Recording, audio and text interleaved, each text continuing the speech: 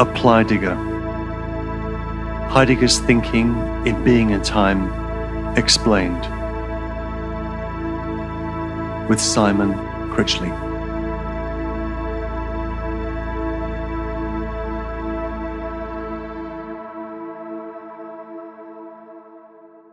Hello and welcome to episode 15 of Apply-Degger. The chapter that's under our eyes for this episode is Temporality and Everydayness. That's Division 2, Chapter 4. What's going on in this chapter? Well, to go back to the mighty Marquis Smith of the Fool, the 3 R's, the 3 R's, the 3 R's, repetition, repetition, repetition. What we get in this chapter is the repetition of the analytic of everydayness from the perspective of temporality. That is to say, what's going to happen in this chapter is we're going to take the analyses that we've already seen in Division 1, the analyses of understanding, state of mind, falling, discourse, spatiality, and the rest, and we're going to repeat them from the standpoint of temporality. And the framing question here is, now that we've got to the level of authentic existence with the discussion of ecstatic temporality, how does average everydayness look from the vantage point of authentic existence? Now, this chapter is a long chapter. Kind of a messy chapter, a hodgepodge of different things. It lacks the condensed drama of the chapters that precede it, and it covers a huge range of topics, but it's full of interesting things. But we'll have to focus on some of those interesting things and reluctantly skip some. The chapter begins with the following problem. Given that ecstatic temporality has been described as the meaning of authentic care, what remains outstanding is an analysis of the various elements of care, right? Care consists primarily of these 3 elements: state of mind, understanding, discourse, and falling, right? So that care is the ahead of itself, being already in alongside a world, existentiality, facticity, and falling. We've now seen that authentically analyzed, or analyzed in the mode of authenticity. How do those things look in their inauthentic, everyday modes? Let's dig in on 68a, the temporality of understanding. Very interesting paragraph. Having given the structure of ecstatic temporality as authentic care in paragraph 65, here we get the ecstatic temporality of inauthenticity, right? We had an account of ecstatic temporality as that of authentic existence. What about the 3 ecstasies of time in their inauthentic modes? First thing to note is that inauthentic Dasein is still ecstatic. It's always already outside alongside things. It's always already outside alongside things. Therefore, ecstatic, it's just differently ecstatic. Inauthentic life has chosen the they as its hero and not itself. The problem here is that given that proximally and for the most part, and those words that we've repeated many, many times in these episodes are going to be explained at the end of this chapter, proximity and for the most part, Dasein is irresolute and inconstant. How do we characterize this inauthentic temporality? So what does inauthentic temporality look like? And he analyzes it, Heidegger analyzes it in terms of the 3-fold structure of future, past, and present. And as so often in Heidegger, as we've seen in this book, Heidegger is often very obliquely illuminating. He often illuminates the thing that he's discussed previously by discussing a new thing. So the discussion of the world becomes clearer in obliquely comparing it with Descartes' conception of the world. Here, we're discussing inauthentic temporality, and it sheds a lot of light on what Heidegger means by authentic time. So let's go through the three inauthentic ecstasies of time. Firstly, the future. Now, if the authentic future is anticipation and Dasein's constantly being ahead of itself, right, which is the consummation of our being towards death, then how do we characterize the inauthentic future? It's characterized in terms of awaiting. Awaiting is the term that Heidegger introduces. Here's a first quote. This is on 386. He says, Dasein does not come towards itself primarily. I'm here at the bottom of the page on 386, about 5 lines up. Dasein does not come towards itself primarily in its almost non-relational potentiality of being, namely ecstatically, but it awaits this concernfully in terms of that which yields or denies the object of its concern. Dasein comes towards itself from that with which it concerns itself. The inauthentic future has the character of awaiting. So there is an idea here of the inauthentic future as awaiting, not anticipating, but awaiting. That's the first concept. In German, that's gewärtigen, right? Gewärtigen, which is Heidegger's linking here to the idea of expectation and waiting. Erwarten and warten. Anyway, that's by the by. That's the future. The inauthentic future is awaiting. The inauthentic present, secondly, is explained in a contrast with the idea of being carried away in the rapture of ecstatic temporality. So let's look at a quotation on 387.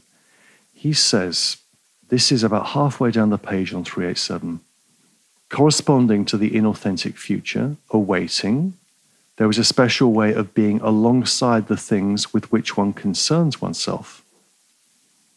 This way of being alongside is the present, or waiting towards. Heidegger's deliberately playing with the German here. Waiting towards is Gegenwart. He's breaking up the term present in everyday German into its two component parts. Waiting towards. This way of being alongside is the present, the waiting towards. This ecstatical mode reveals itself if we adduce for comparison this very same ecstasis, but in the mode of authentic temporality. To the anticipation, which goes with resoluteness, there belongs a present in accordance with which a resoluteness discloses a situation. Discloses the situation. In resoluteness, the present is not only brought back from distraction with the objects of one's closest concern, but it gets held in the future and in having been. That present, which is held in authentic temporality, and which thus is authentic itself, we call the moments of vision. This term must be understood in the active sense as an ecstasis. It means the resolute rapture in which Dasein is carried away with whatever possibilities and circumstances are encountered in the situation as possible objects of concern, but a rapture which is held in resoluteness. The moment of vision is a phenomenon which in principle cannot be clarified in terms of the now. And the quote goes on, the now is a temporal phenomenon which belongs to time as within timeness, the now in which something arises, passes away, or is present at hand. In the moment of vision, nothing can occur. But as an authentic present or waiting towards, the moment of vision permits us to encounter for the first time what can be in a time as present at hand or ready to hand. And then Heidegger opens a footnote on Kierkegaard that we'll come back to. In contradistinction to the moment of vision as the authentic present, we call the inauthentic present making present. Formally understood, every present is one which makes present, but not every present has the character of a moment of vision. It's a long quote, forgive me. The inauthentic future is described as waiting towards, the dispersed being alongside things in the mode of concern. And to this, Heidegger contrasts the authentic present of the moment of vision, or again, and the phrase he uses here, it's in a very compressed German, the moment of vision, or what he calls the irresoluteness held rapture. The irresoluteness held rapture. What a phrase. In der Entschlossenheit gehaltene Entrückung. We then get a fascinating little adumbration of this moment of vision as a present that is distinct from the vulgar now, as distinct from the vulgar future and the vulgar past. And then we get this little footnote reference on Kierkegaard. And we've seen this logic before in the footnote references to Kierkegaard, which are grotesquely unfair. Kierkegaard sees the moment of vision, the Augenblick, but Heidegger insists Kierkegaard clings to the vulgar concept of time and therefore never knows the moments of vision properly. And that footnote is on page 497, footnote 3, bottom of the page there. I won't read that, but you can look at it for yourself. You can see that Heidegger again acknowledges that he borrows something from Kierkegaard and then disavows it because Kierkegaard is allegedly still trapped within the traditional way of looking at things. I think that's unfair to Kierkegaard. So, in contrast to the moment of vision as the authentic present, the inauthentic present is called making present. Making present, or that which makes things present in an everyday way, right? Heidegger again is playing mercilessly with the German here. So what you have to think of is that we have the authentic present, which is the moment of vision, and then the inauthentic present, which is just called making present, the way things, if you like, show up in average everyday life. So that's the future and the present, which leaves the past. If the authentic past is having been, having beenness, as Heidegger says, whereby I come back to my ownmost self in the act of repetition, the inauthentic past, Heidegger says, is Dasein's forgetting of itself. Forgetting of itself. And this comes up on page 388. Do I need to quote that? Well, you can just look at it for yourself. In the middle of the page there on 388, inauthentic understanding temporalizes itself as an awaiting which makes present, right? Awaiting, future, makes present, the inauthentic present. An awaiting to whose ecstatical unity there must belong a corresponding having been. And then he contrasts that running down that page, that quotation on 388. In anticipating, Dasein brings itself again forth in its ownmost potentiality for being. If being as having been is authentic, we call it repetition. But when one projects oneself inauthentically towards those possibilities which have been drawn from the object of concern in making it present, this is possible only because Dasein has forgotten itself in its ownmost thrown potentiality for being. So we here get an idea of forgetting. Forgetting as a backing away from one's ownmost potentiality for being, that Dasein closes off from itself. So when I do not repeat who I am in the certainty of self-constancy, when I'm not repeating myself, ensuring the constancy of the self in the unity of the three ecstasies of time, when I'm not doing that, I forget myself and I slip into self-oblivion. The self is constant only for as long as it repeats itself. When it doesn't, it forgets and becomes inconstant. We might notice here that this idea of repetition that we saw in the last episode is a little bit like memory. Heidegger doesn't use the term memory, but by contrasting it with forgetting, if forgetting is the way in which I close myself off from myself, then my having been, being myself authentically, is an act of memory. So repetition is like memory. So, future, present, past, inauthentically conceived. So what is the structure of inauthentic, ecstatic temporality? Heidegger gives us the answer to that question on page 389. It's the last lines of the paragraph. The awaiting which forgets and makes present, right? The awaiting that forgets and makes present. Those are the three inauthentic ecstasies of time. The awaiting, future, which forgets past and makes present, is, Heidegger says, an ecstatical unity in its own right, in accordance with which inauthentic understanding temporalizes itself with regard to its temporality.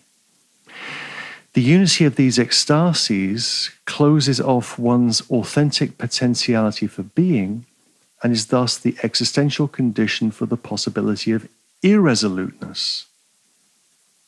So, inauthentic, ecstatic temporality is an awaiting that forgets and makes present. This is an extremely odd formulation, and it would be useful to work this through at greater length in a discussion, in a paper, or whatever. And this is also linked to a discussion of fear, which appears in the next paragraph, where fear, Heidegger's discussing the temporality of fear as a forgetting which awaits and makes present. What he calls a kind of bewildered making present on 392. Or he uses an example, and thank God he does use some examples. He talks about the way in which fear can lead to a bewilderedness with regard to time and experience. He says, it is well known, for instance, this is the middle of page 392, it is well known, for instance, that the inhabitants of a burning house will often save the most indifferent things that are most closely ready to hand.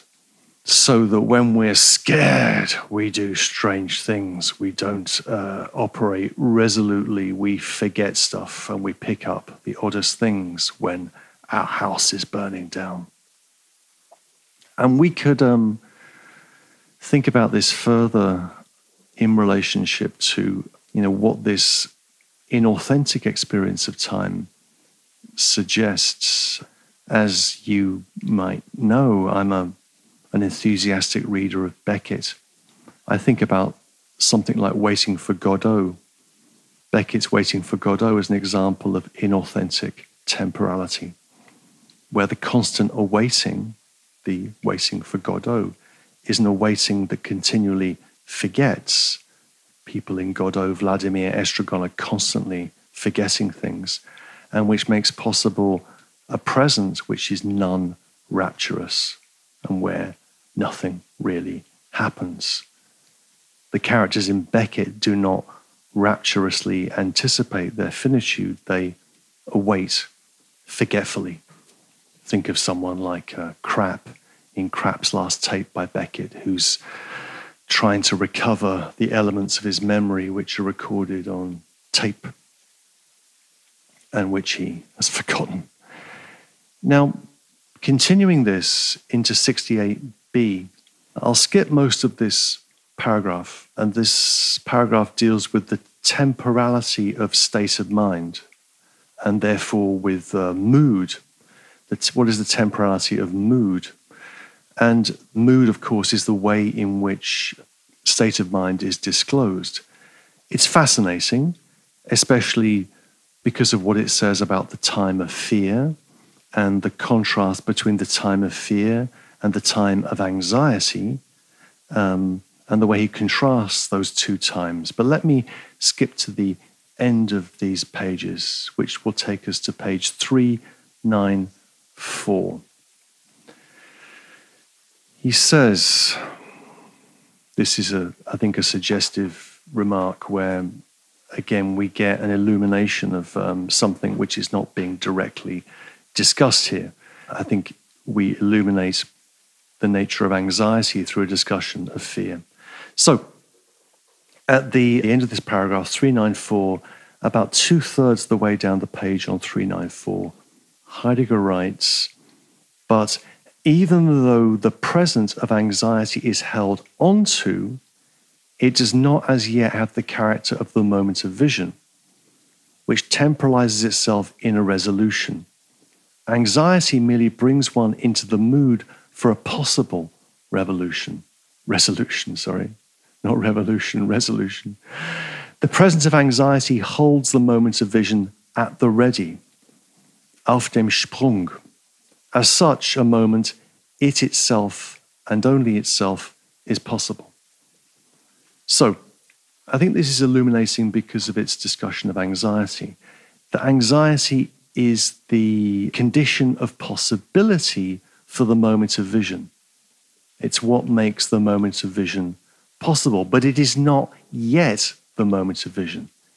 It is the mood for a possible resolution that holds it at the ready, auf den Sprung, on the spring, as it were, at the ready, but it is not yet resoluteness. So anxiety is the ready in the kind of ready, steady, go, ready, set, go, whatever you say.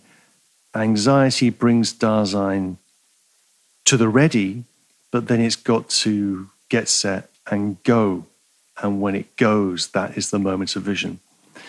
And this also, I think, illuminates the distinction between anxiety and fear, which we've gone over a number of times, and it's so interesting and important in this book. He says on 395, fear, 3 lines in on 3 and 395, fear is occasioned by entities with which we concern ourselves environmentally. Anxiety, however, springs from Dasein itself. When fear assails us, it does so from what is within the world. Anxiety arises out of being in the world as thrown being towards death. So fear is fear of things in the world, right? Fear of determinate, specific entities that threaten us. I like the example of the big bear, right? Anxiety, by contrast, is something that springs from Dasein itself. Therefore,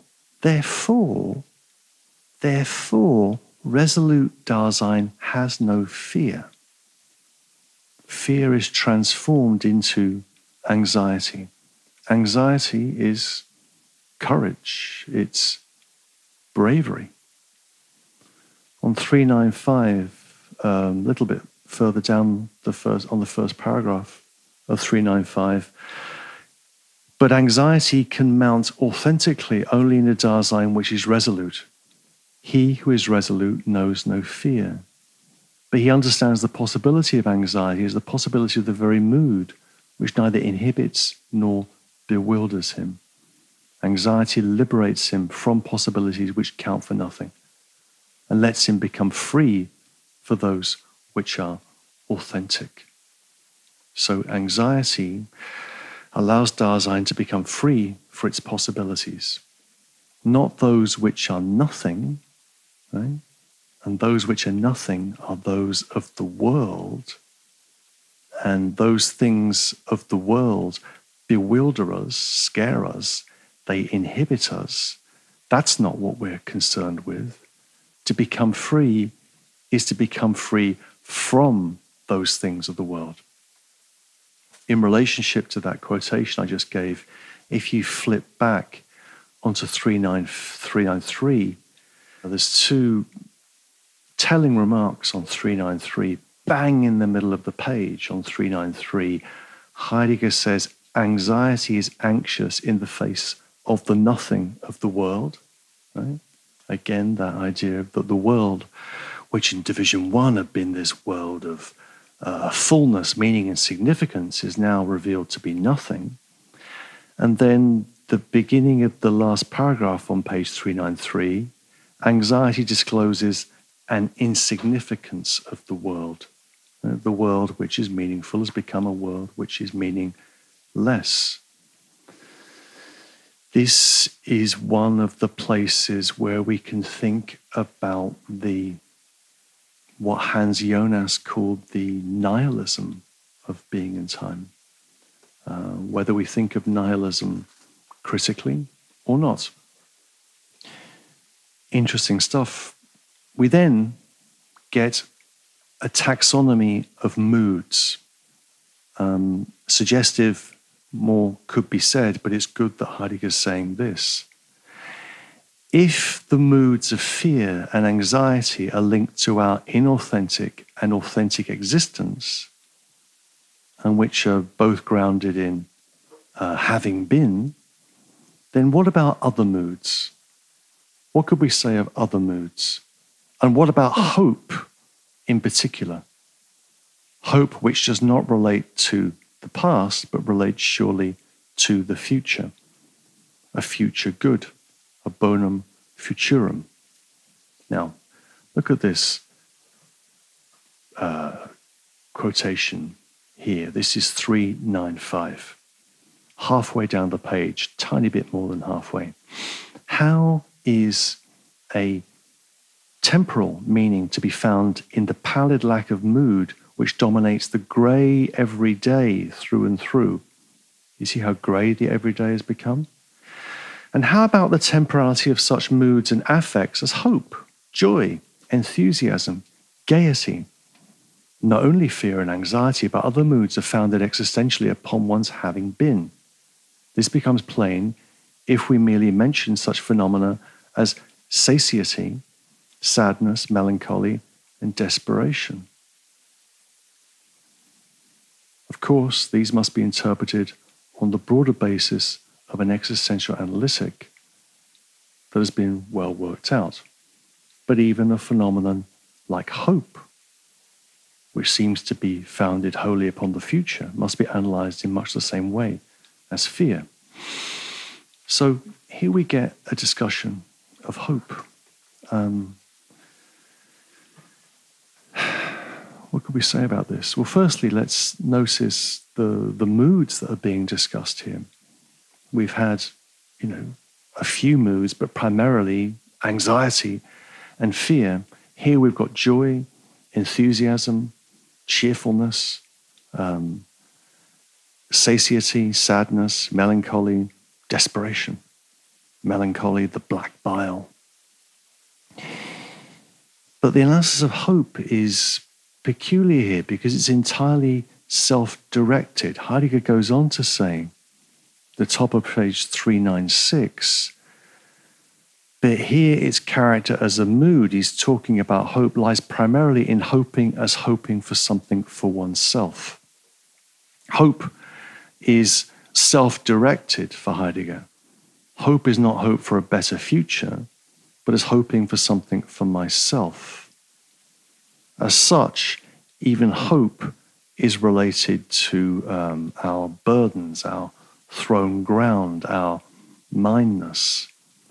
That raises the question, at least in my mind, about whether on a Heideggerian basis we can think about hope for something other than what I hope for myself.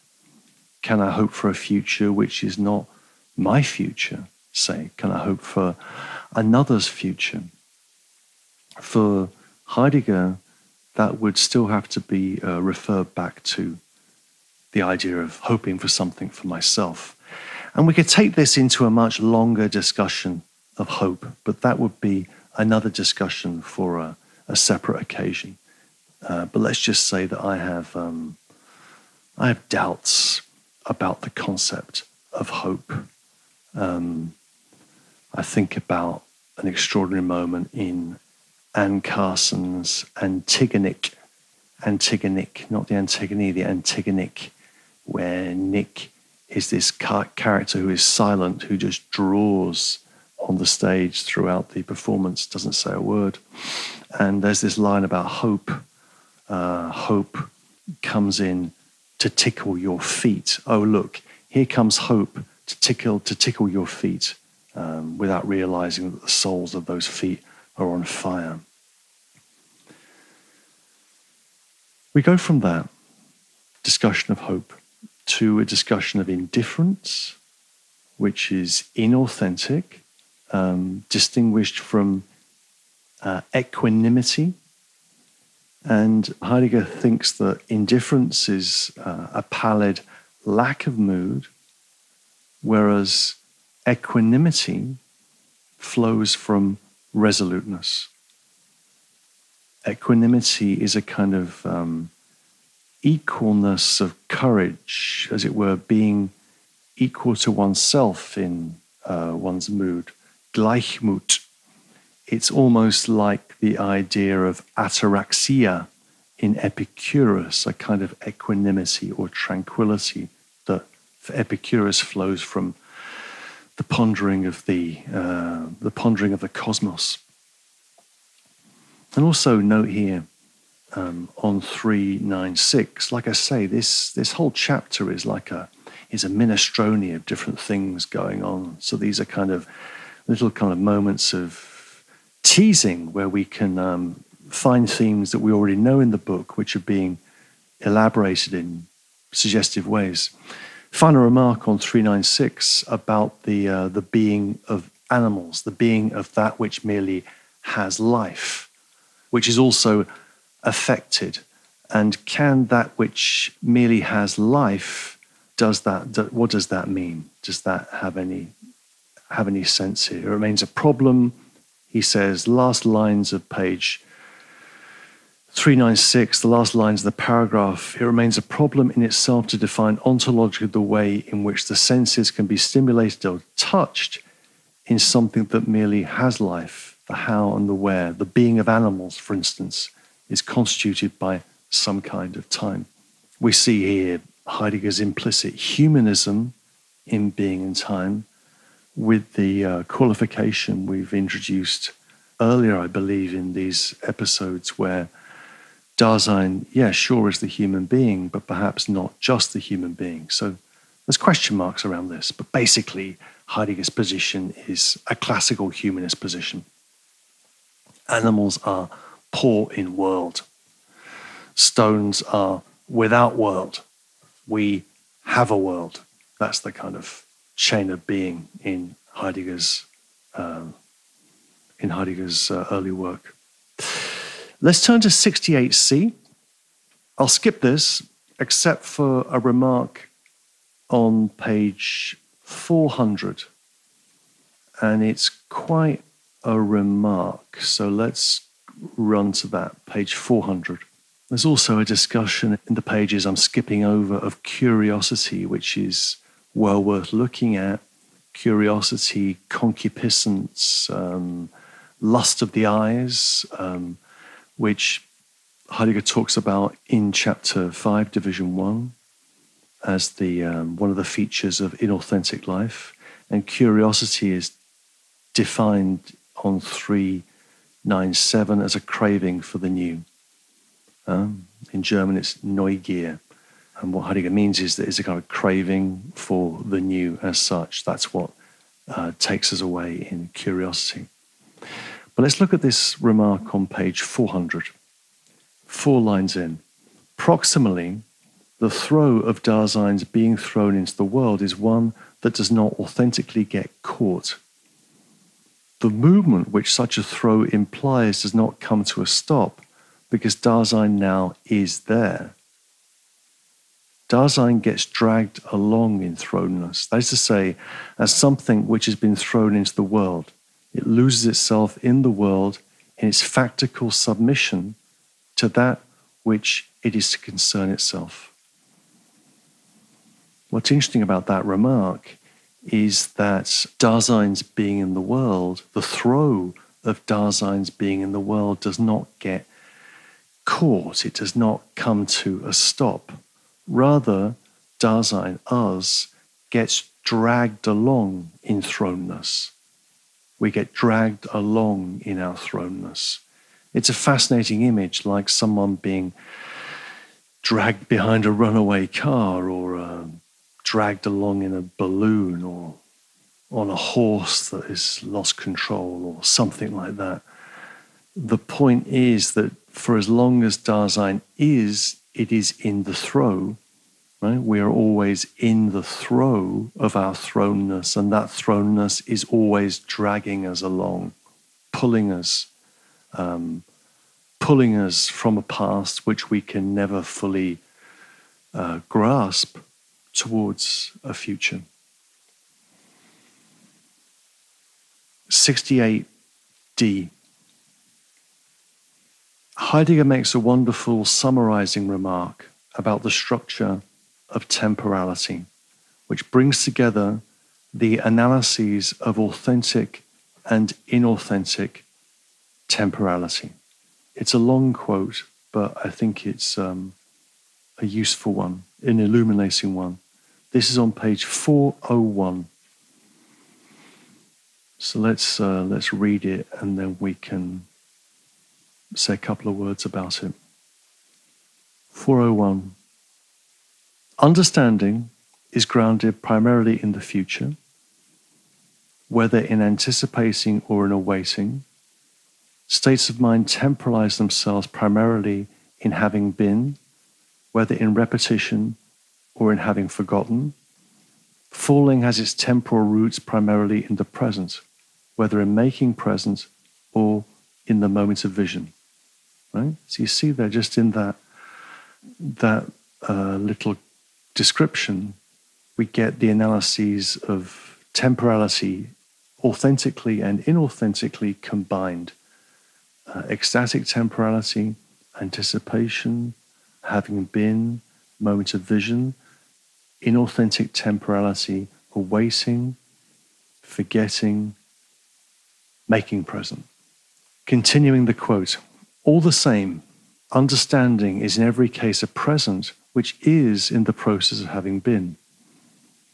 All the same, one's state of mind temporalizes itself as a future which is making present. And all the same, note the repetition, the present leaps away from a future that is in the process of having been, or else it is held on to by such a future. Thus we can see that in every ecstasis, temporality temporalizes itself as a whole. And this means that in the ecstatical unity with which temporality has fully temporalized itself currently is grounded the totality of the structural whole of existence, facticity and falling. That is the unity of the care structure. And note these next words. Temporalizing does not signify that ecstasies come in a succession. The future is not later than having been, and having been is not earlier than the present. Temporality temporalizes itself as a future which makes present in the process of having been.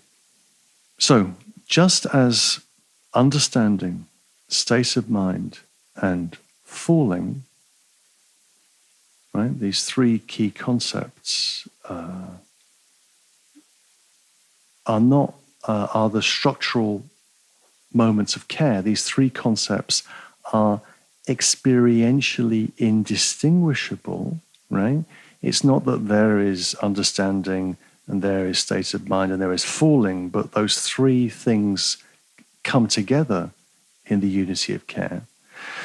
So too with the ecstasies of temporality, whether authentic or inauthentic. In every ecstasis, in every dimension of time, temporality temporalizes itself as a whole. The ecstasies do not come in succession, but the future is not later than having been, but rather temporalizes itself as the having been, making present, future. The having been, making present, future. Right? Temporality temporalizes itself as a future which makes present in the process of having been. That time past, time present, and time future are all contained together, are structural moments which are indistinguishable and do not come in succession, but which come of a piece. And they come of a piece in two modes, authentically and inauthentically.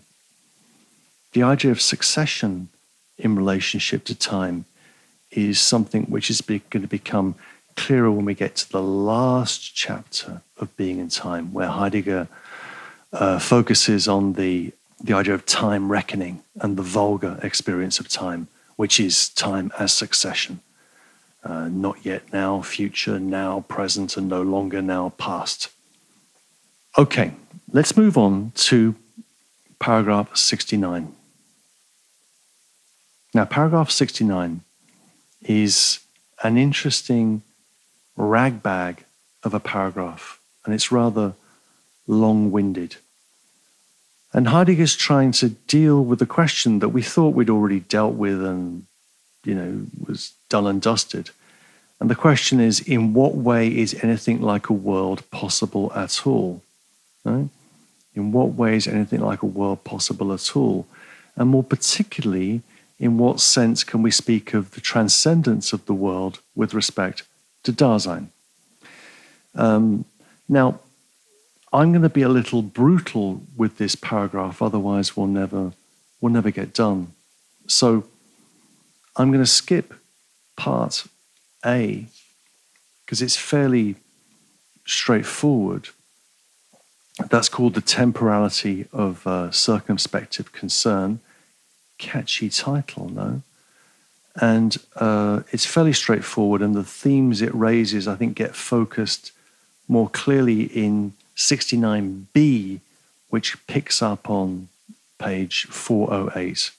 Where 69b is very interesting because the question that Heidegger is dealing with here is a question which has been suggested throughout Being in Time, but not really directly discussed enough, which concerns the genesis of the theoretical attitude. So Heidegger is critical of the ontology of the present at hand when we view things theoretically as objects which are present to a subject.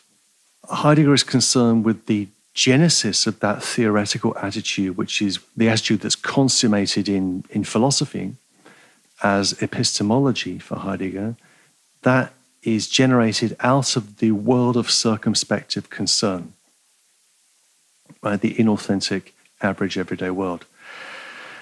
But the way I want to do this, look at these pages is in a more kind of wide-sweeping set of issues, because there's a phrase here on page 408 that's always interested me, and the phrase is an existential conception of science.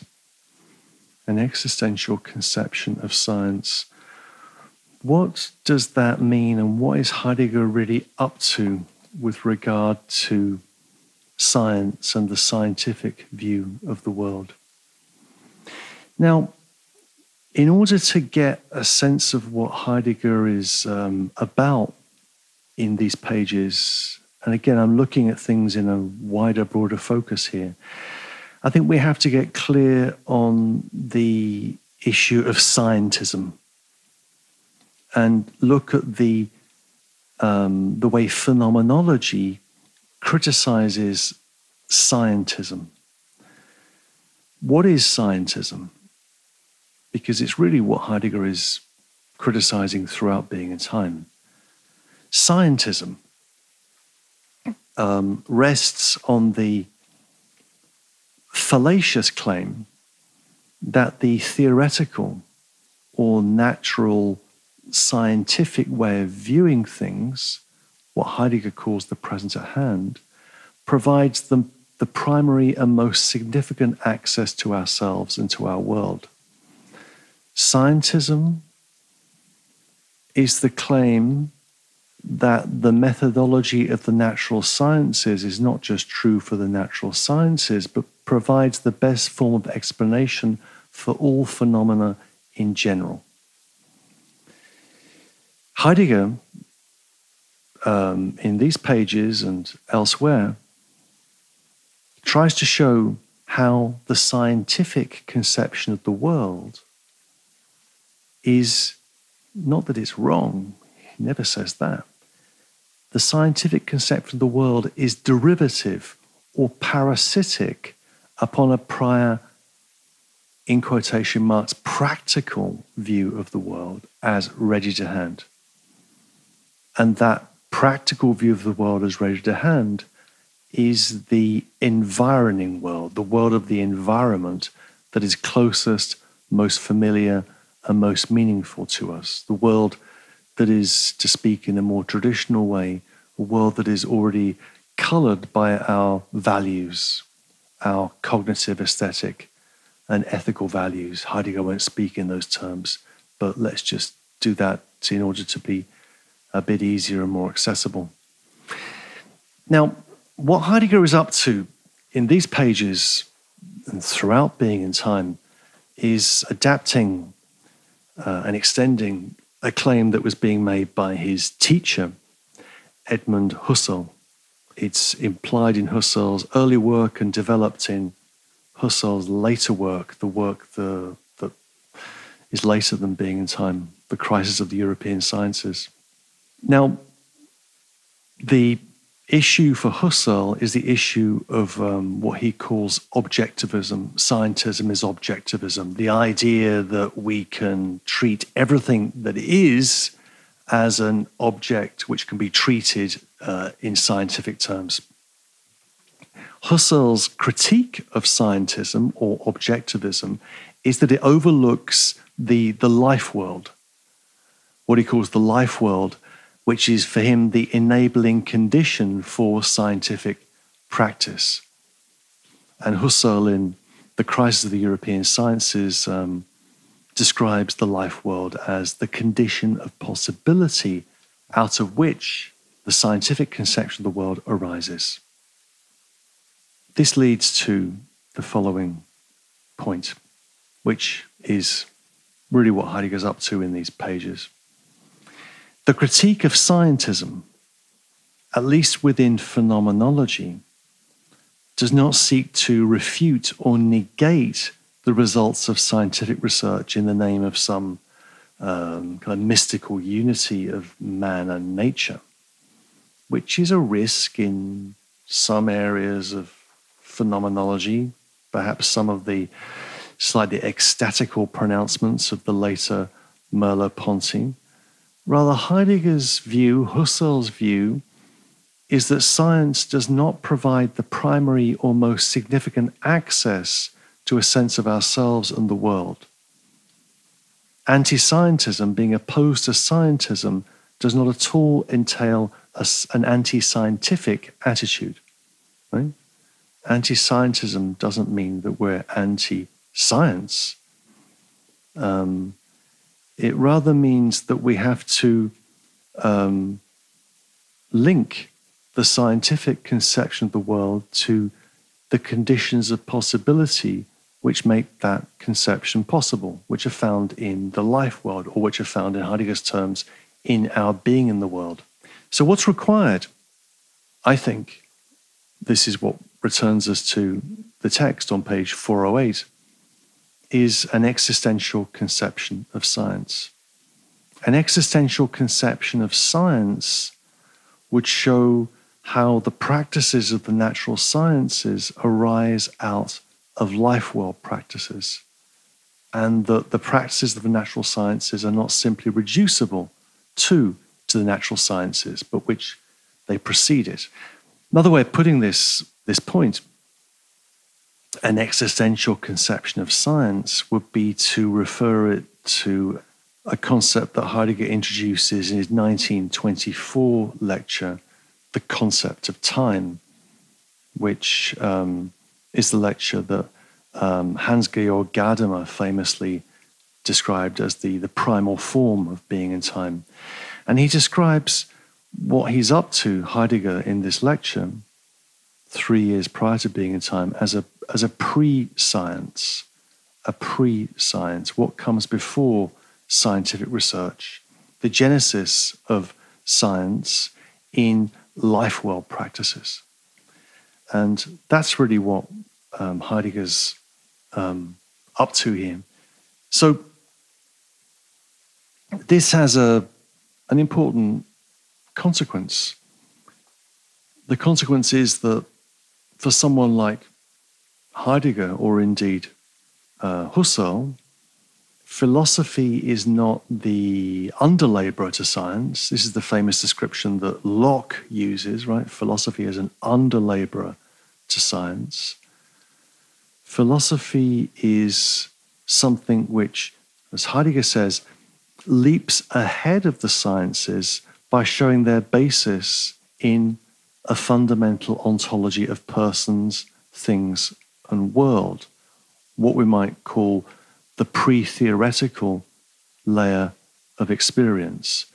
So the task is not seeing philosophy as a kind of underlayer to science that tidies up, the great mansion of science and kind of, cleans the floors and makes sure everything is in its right place.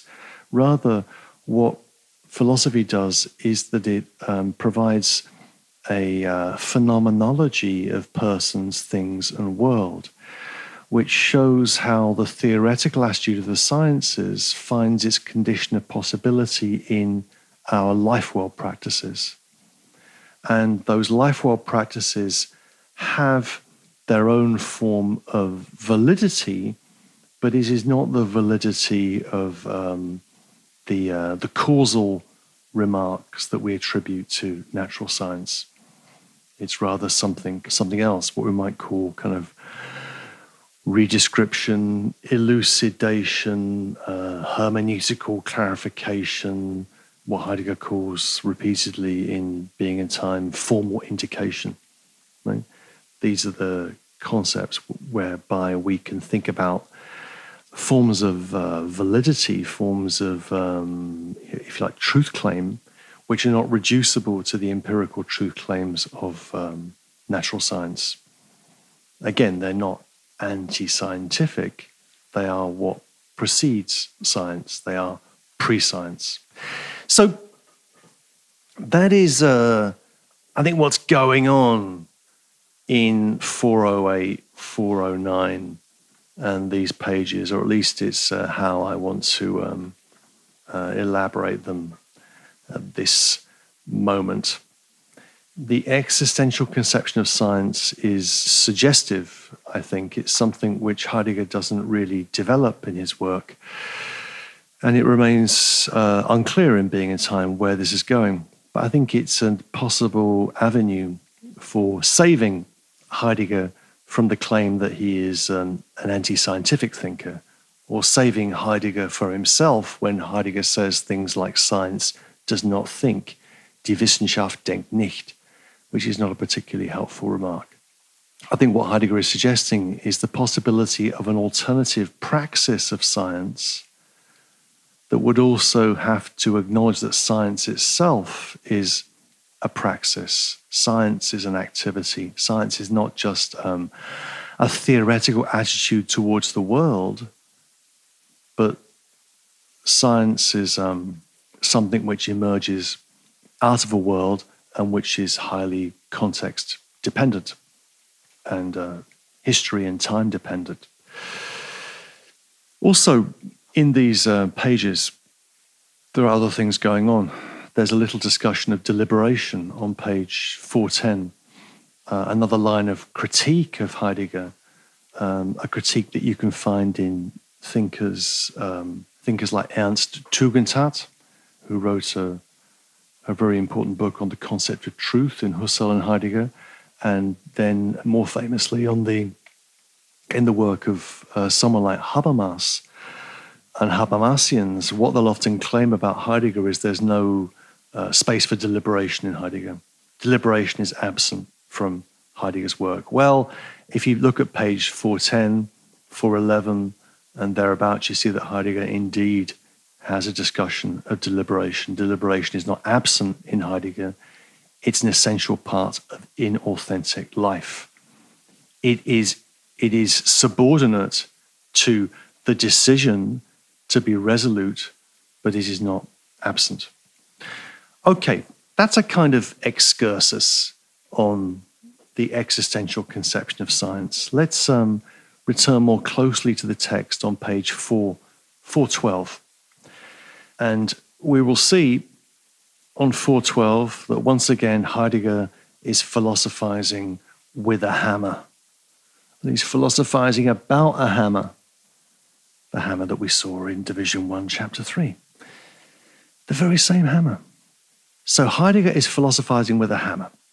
And the issue he's dealing with on 412 is the sentence, the words, the hammer is heavy. The hammer is heavy. He says the hammer is heavy. These words can be understood in two ways. We can understand the words the hammer is heavy as a ready-to-hand remark about the fact that the hammer is hard to handle, too heavy, it's hard to manipulate. Or I can understand the remark, the hammer is heavy, as a remark about the physical property of heaviness, which the hammer has as something I regard as present at hand, right? So this distinction that we're familiar with between the hammer as it is used, ready to hand in banging nails into something, and the hammer as something which is viewed objectively as having properties. Now, what changes in this move from the ready to hand to the present at hand is explained. This distinction, which we've been familiar with for many hundreds of pages in Being in Time now, is given an interesting elucidation on page 412. He says, he's explaining the shift, the change from the ready to hand to the present at hand. The last paragraph on page 412. Why is it that what we're talking about, the heavy hammer, shows itself differently when our way of talking is thus modified? Not because we're keeping our distance from manipulation, nor because we're just looking away from the equipmental character of this entity, but rather because we're looking at the ready-to-hand thing which we encounter and looking at it in a new way as something present at hand. The understanding of being by which our concernful dealings with entities within the world have been guided has changed over. Changed over. So what happens in the shift from the ready-to-hand to the present at hand is a change over in our understanding of being. Right? So if we relate that back to the existential conception of science, we can see that an existential conception of science would look at things in their ready-to-handness as that which makes possible their present-at-handness, the way in which they're consummated as theoretical objects of science. We need both. We need both. The present at hand needs to be not just supplemented, it needs to be undergirded by the phenomenology of the ready to hand. If we lose sight of the ready to hand, what we lose sight of, Heidegger says here on page 413, is the place of the thing. The place of the things, bang in the middle of page 413. Science is not, done by Martians. It's not, done by people who don't live in a context, in a life world.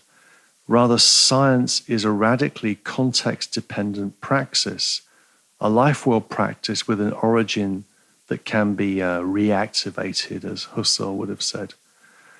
We need to reactivate what is sedimented in science and see it in a different way. So the point that Heidegger is making here is a very simple point, is that the theoretical view of the world, which is consummated in scientism, loses the experience of place, the experience of space, the existential context for things. And we have to go back to that. On 413, he makes that point. Middle of the page on page 413. In the physical assertion that the hammer is heavy, we overlook not only the tool character of the entity we encounter, but also something that belongs to any ready-to-hand equipment, its place. Its place becomes a matter of indifference. This does not mean that what is present at hand loses its location altogether, but its place becomes a spatio-temporal position, a world point.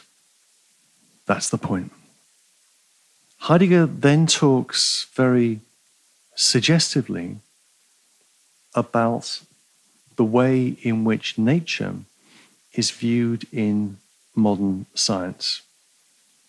And what he's saying here anticipates his later analyses of modern science that are known, I think, probably most famously in his essay on technology, the question concerning technology. And what he's talking about here is the way in which nature is understood in mathematical physics. He mentions mathematical physics at the bottom of page 413. And mathematical physics is related to what he calls, on these pages, the mathematical projection of nature. Those words, mathematical projection, are on the top of page 414. The mathematical projection of nature. And he's thinking of that in relationship to thinkers like Galileo, Bacon, Francis Bacon, and Descartes. And this idea of nature in modern science as something mathematically projected can be linked to the idea of a crisis in the sciences in a thinker like Husserl. And I think this is implicit throughout Heidegger's work. What is crucial and decisive in the rise of the mathematical view of nature is the fact that this view of nature derives from an a priori understanding of being. That's the way Heidegger will put it. So on page 414, he says, and just to say that we are fully in the grips of a mathematical projection of nature right now, with the obsession with data, with statistics, with modeling and the rest. Heidegger's saying, not saying this is wrong, but this is not all that there is. Page 414, about 8 lines in. In the mathematical projection of nature, moreover, what is decisive is not primarily the mathematical as such. What is decisive is that this projection discloses something that is a priori. Thus, the paradigmatic character of the mathematical natural science does not lie in its exactitude or in the fact that it is binding for every man. It consists rather in the fact that the entities which it takes as its theme are discovered in it in the only way in which entities can be discovered, by a prior projection of their state of being. What Heidegger is saying here is that the mathematical projection of nature, which is characteristic of modern science, is a matter of the ontological framework by which we grasp things. It's not simply an ontic or an empirical matter. Another way of putting this is that modern science is the deployment of a distinct ontological framework, a distinct understanding of being. The way Heidegger will understand that understanding of nature in modern science in his later work, he'll call that the enframing, das Gestell, which reduces everything to a standing reserve or a resource, like human resources, which can be enframed, modeled, projected. There's a lot more to say about this paragraph, but we'll have to make do with a final remark, which is on page 415. About 7 lines in. We shall not trace further how science has its source in authentic existence. Look at that, how science has its source in authentic existence. It's enough now if we understand that the thematizing of entities within the world presupposes being in the world as the basic state of Dasein, and we understand how it does so. If the thematizing of the present at hand, the scientific projection of nature, is to become possible, Dasein must transcend the entities thematized. Transcendence does not consist in objectifying, but is presupposed by it. Again, the question of an existential conception of science, and more particularly of a science that flows from authentic existence and what Heidegger would call, what he calls here and there in this period, a science of being. This question is fascinating in this period of Heidegger's work, but it's left undeveloped. The point is that science has to offer an account of and take into account our lived being in the world.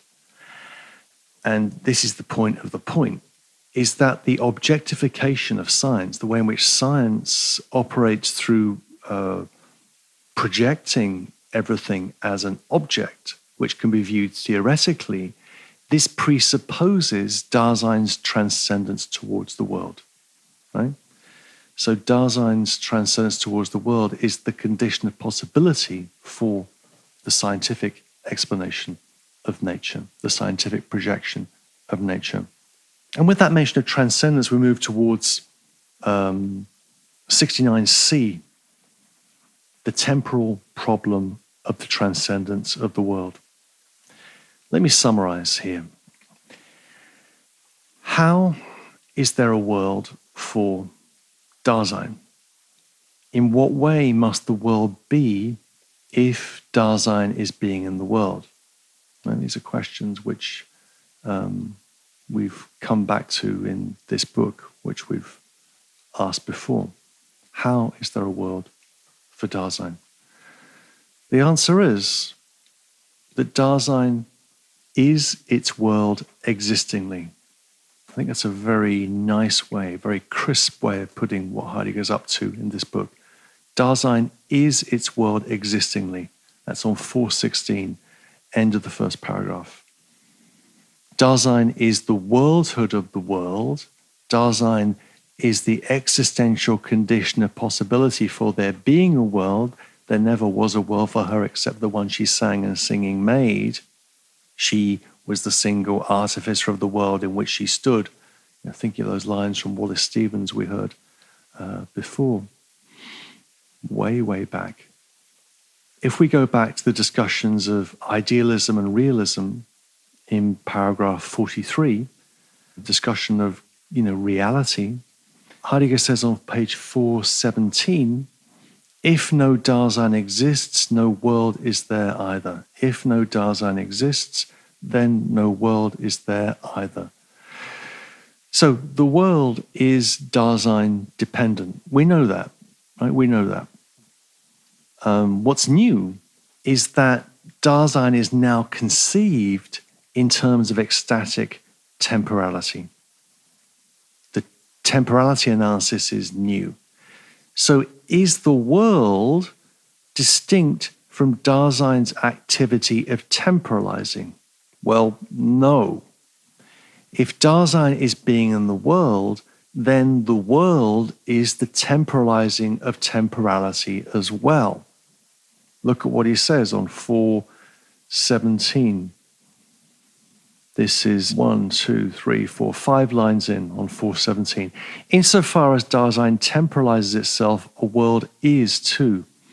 In temporalizing itself with regard to its being as temporality, Dasein is essentially in a world. By reason of the ecstatico-horizontal constitution of that temporality,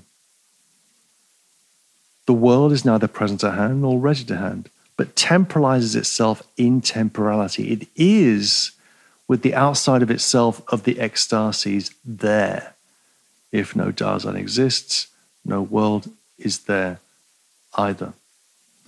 So we cannot make a distinction between Dasein and its world. And Dasein is temporal, therefore the world is temporal. Does this mean that the world is subjective? I think you're going to know the answer to this one. No, it's not subjective. 417, carrying on, he says, this is the beginning of the first paragraph on 417. Thus, the significant relationships which determine the structure of the world are not a network of forms which a worldless subject has laid over some kind of material.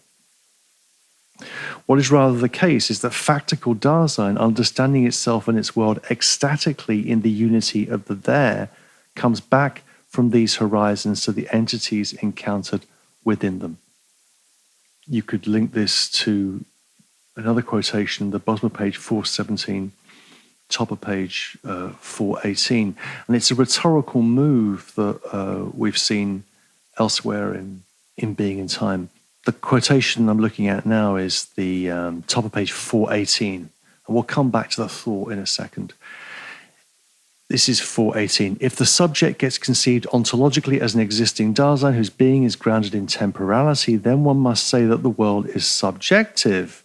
But in that case, this subjective world as one that is temporally transcendent is more objective than any possible object, right? So if we concede that it's subjective, it's also more objective than any object. It's the condition of possibility for subject-object dualism, right? Remember the discussion of idealism and realism that Heidegger will concede, well, Dasein's being the world, it's idealist, but it's also realist.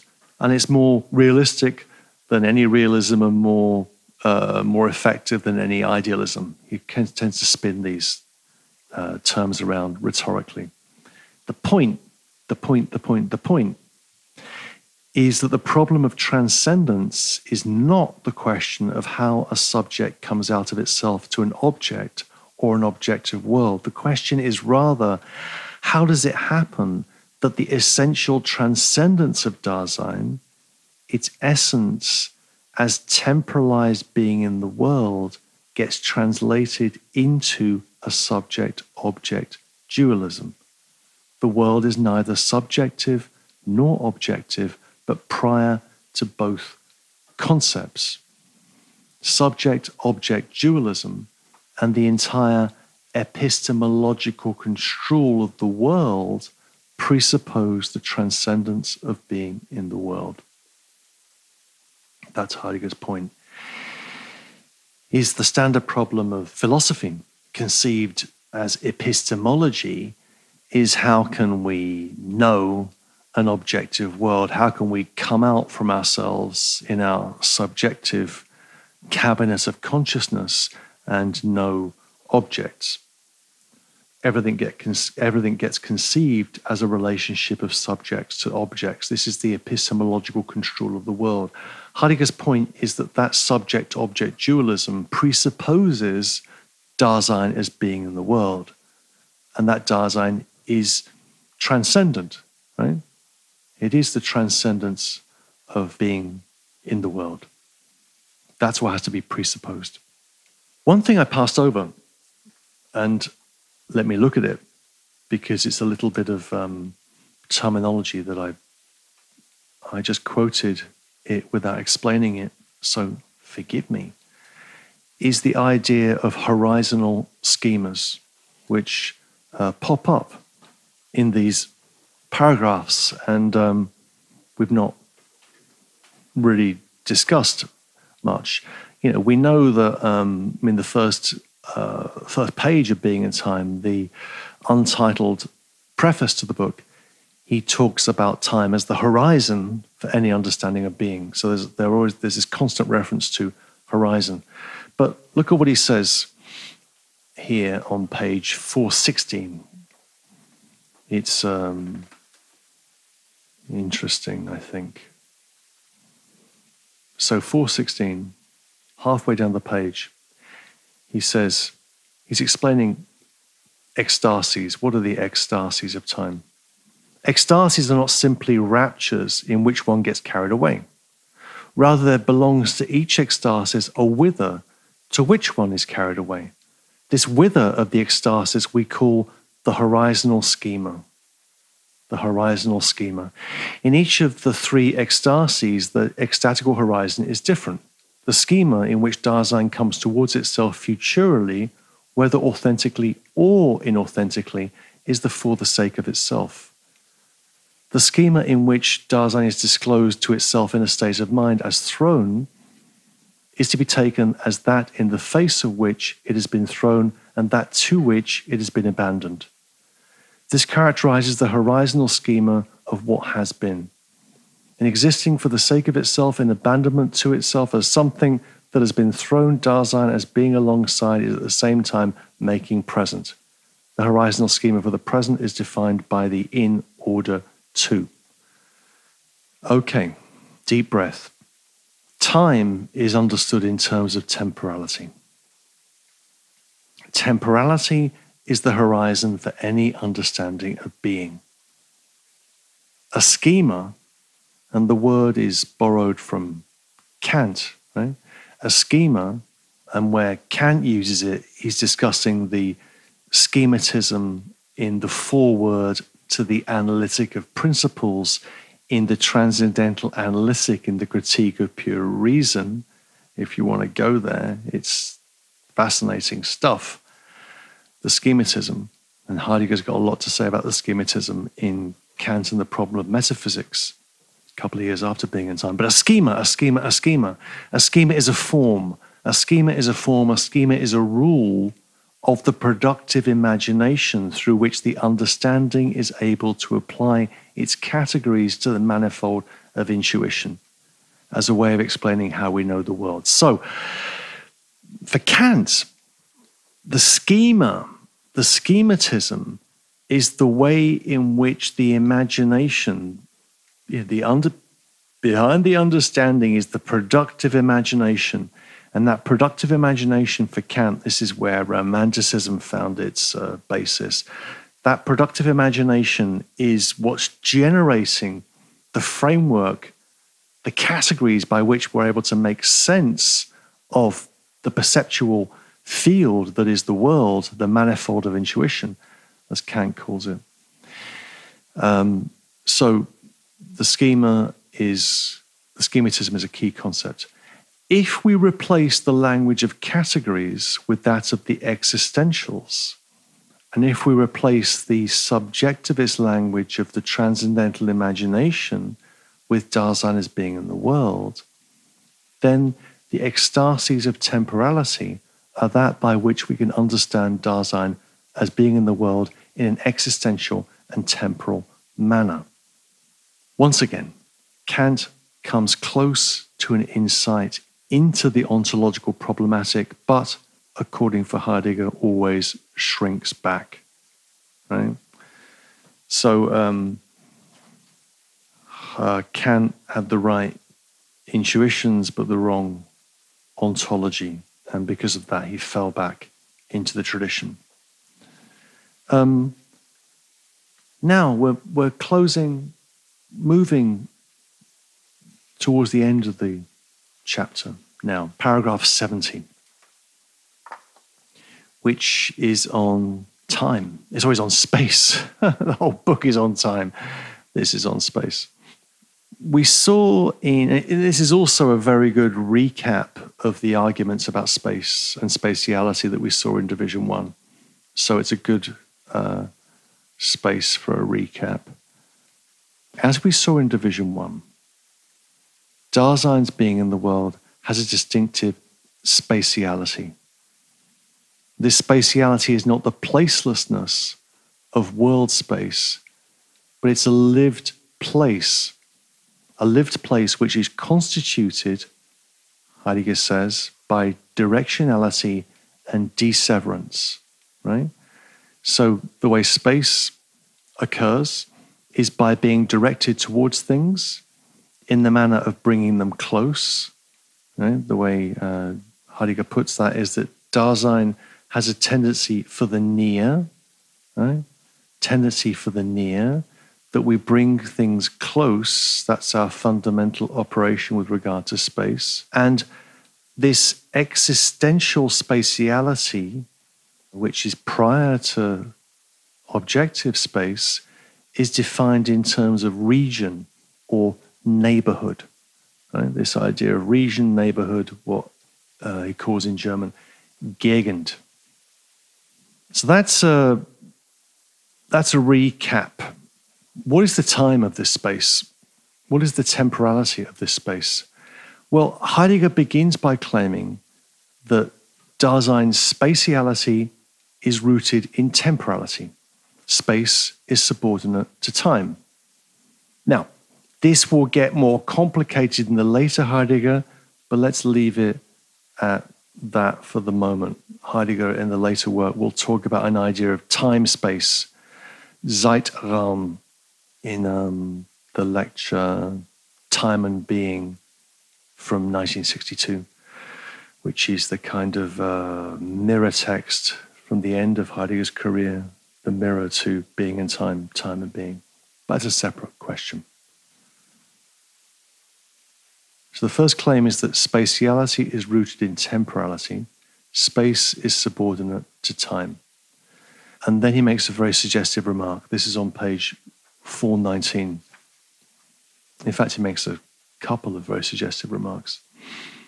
On 419, he says, this is in the first full paragraph, about 8 lines in, we must first remember in what way Dasein is spatial.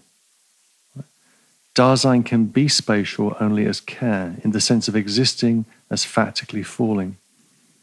Negatively, this means that Dasein is never present at hand in space, not even proximally. Dasein does not fill up a bit of space as a real thing or an item of equipment would, so that the boundaries dividing it from the surrounding space would themselves just define that space spatially. Dasein takes space in.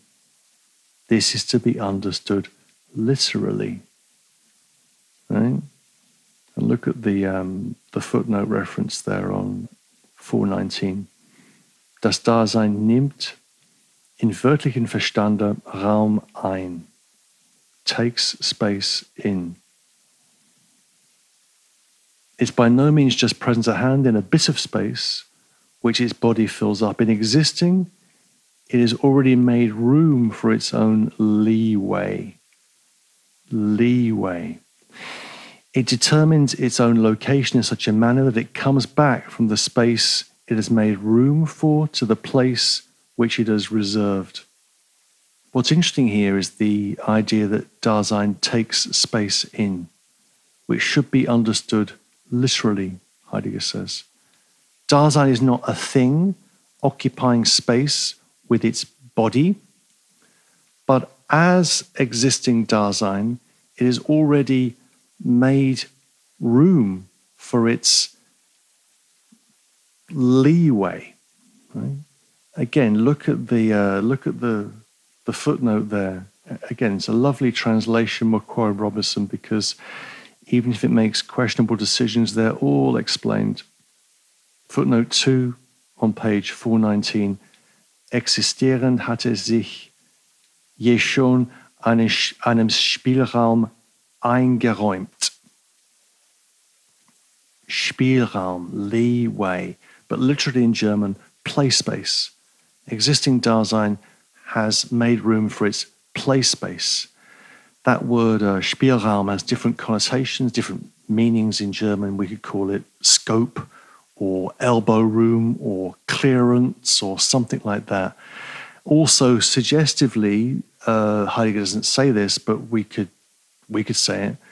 There is a suggested link to an idea in Schiller, in Friedrich Schiller, of the Spieltrieb, the play drive in Schiller. The point being that Dasein takes space in, and it takes space in as play space, as a kind of existential playing with spatiality, as an opening up of leeway, an opening up of space. And I find that really rather interesting. But spatiality is rooted in temporality. On the basis of this idea of temporality, which has been described now as ecstatico-horizontal, without wanting to make things too complicated, ecstatic or horizontal temporality. This is on 421. Only on that basis is it possible to break into space. Okay, so once again, the view of things that Heidegger is opposing here is the idea that space has an objectivity. There's a kind of a third-person view of space, a kind of view from nowhere view of space, and we occupy a point in space. Rather, we take space in. We are that leeway of space. We are there with the things of the world, the things of our concern, our fascination.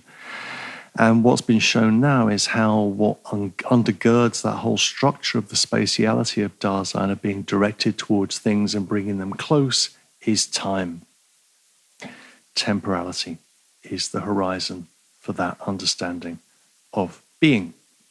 Let's get to the end of this long and, like I said, ragbag chapter, full of fascinating stuff, but it lacks the drama of some of the previous chapters, but great nonetheless. Paragraph 71. Now this is good.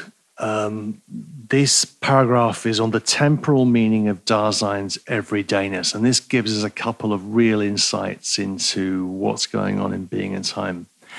Heidegger goes back to the question of the everyday, a question which I think has been on our minds. How does the everyday look from the standpoint of authenticity? Right? What does the everyday look like from the standpoint of authenticity? First question is, what is everydayness? Which, isn't a new question. We've been kicking that around for a while, but Heidegger gives us a lovely description of it on page 422. The first full paragraph, everydayness manifestly stands for that way of existing in which Dasein maintains itself every day. And yet this everyday does not signify the sum of those days which have been allotted to Dasein in its lifetime. Though this everyday is not to be understood calendrically, not a calendar, it's not January, February, March, April, May, there is still an overtone of some such temporal character in the signification of the everyday. But what we have primarily in mind in the expression everydayness is a definite how of existence, a how of existence by which Dasein is dominated through and through for life. In our analyses, we have often used the expression proximally and for the most part. Proximally signifies the way in which Dasein is manifest with one another of publicness, even if at bottom everydayness is precisely something which in an existential manner it has surmounted. For the most part signifies the way in which Dasein shows itself for every man, not always, but as a rule.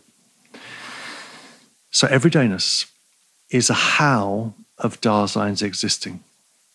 And then we get finally, on page 422, we get an elaboration of this phrase that he's used repeatedly in the book, proximally and for the most part, or the way I prefer to render that, most closely and mostly. Proximally means life with one another in the public realm. For the most part means not always, but as a rule. So, there we are in everydayness, most closely and mostly. Now, the next two quotations I'm going to give, I think, are fascinating. A little bit further on 422, he says, this is the end of the penultimate paragraph on 422. In everydayness, everything is all one and the same. But whatever the day may bring is taken as diversification. Everydayness is determinative for Dasein, even when it has not chosen the they for its hero. Even when it has not chosen the they for its hero. So even when Dasein lives with the they, lives with das Man, lives with what they say, even when Dasein has chosen not to live with the they, even when Dasein has chosen to be authentic, it is still determined by the everyday. Okay? That's the thought. Even when Dasein chooses to be authentic, it is still shot through with everydayness. Even when it's not chosen the they for its hero. That expression for its hero is going to be repeated in the next chapter on historicity. That will come back in the next episode, the next lecture. So, what is the relation between the everyday and the authentic? What's the relation between the everyday and the authentic? The bottom of page 422, Heidegger writes, this is 5 lines up from the bottom. In everydayness, Dasein can undergo dull suffering, sink away in the dullness of it, and evade it by seeking new ways in which its dispersion in its affairs may be further dispersed. In the moment of vision, indeed, and often just for that moment, existence can even gain the mastery over the everyday, but it can never extinguish it. I'm going to continue that quote in a second, but let's just listen to that. We can sink into the dull suffering of the everyday and the dispersions of the everyday, or that's inauthentic life, or if we choose to be authentic, we can master the everyday in the moments of vision. But even in that mastery of the everyday, we can never extinguish the everyday. Everydayness remains determinative for Dasein, even when it has not chosen the they as its hero. Now, continuing the quote, 423, this is the last quotation I want to look at. And here we confront, I think, once again, something I pointed out before, the enigma at the heart of the existential analytic. Top of page 423, that which is ontically so familiar in the way Dasein has been factically interpreted that we never pay any heed to it, hides enigma after enigma existential ontologically. The natural horizon for starting the existential analytic of Dasein is only seemingly self-evident. What does this mean? The existential analytic renders enigmatic the everyday ontic fundament of life. What Husserl calls the natural attitude, what Plato calls the realm of opinion, of doxa, the cave. But, and this is crucial, Heidegger does not say that the existential analytic overcomes or permanently brackets out the natural attitude of ontic life. We do not achieve some permanent breakout from the Platonic cave. Rather, as Heidegger says, everydayness is determinative for Dasein even when it has not chosen the they for its hero. Even when I choose to become authentically who I am, resolute, self-certain, constant, even when I choose to become authentically who I am, the everyday is not extinguished. It is rather rendered enigmatic or uncanny, to use another word that Heidegger's deployed in this book. So that which is ontically so familiar hides enigma after enigma ontologically, or, in the words of the opening paragraph of the Existential Analytic, first paragraph of the book, the ontically nearest and familiar is the ontologically furthest. That which is ontically nearest is ontologically furthest. that which is close to us, so close that it's under our noses, is furthest from us and most enigmatic, the everyday. The existential analytic of Dasein seems to return ceaselessly to the enigma from which it begins, an enigma which, in Heidegger's words, shatters the seeming self-evidence of any natural attitude from which phenomenology might begin, in order to force the philosopher to formulate anew the question of being in the world. That is, Heidegger transforms the beginning point of phenomenology. We move from what in Husserl's work is the self-evidence of the natural attitude to the enigma of a fact, the fact that one is, the enigma of everyday life. That's what we leave, that's what we return to. That's what we can achieve momentary mastery over, but that's what we fall back into. Authenticity is not a once and for all permanent condition. It's transitory. And it overlays a fundamental opacity, what I've called in something I wrote a long time ago, I think this is in the text, originary inauthenticity, an enigmatic a priori. An enigmatic a priori that both seems to resist phenomenological description and is that in relationship to which the phenomenologist describes. So philosophy is an activity which attempts to be equal to the enigma of our being in the world, whilst knowing all the time that it cannot. So philosophy is this this complex back and forth with everydayness and our determination with determination by everydayness. We leave the cave, we return to it. That's it. That's the end of that chapter. Now, like I say, it's a long chapter. There's lots of things going on. And I think it completes and tidies up a whole number of elements of the analysis that we've seen in Being in Time. And you might think, well, how many more surprises can there be in this wonderful book? Well, Simon, there's one or two more. And I think a big one is in the next chapter. The next chapter is on historicity.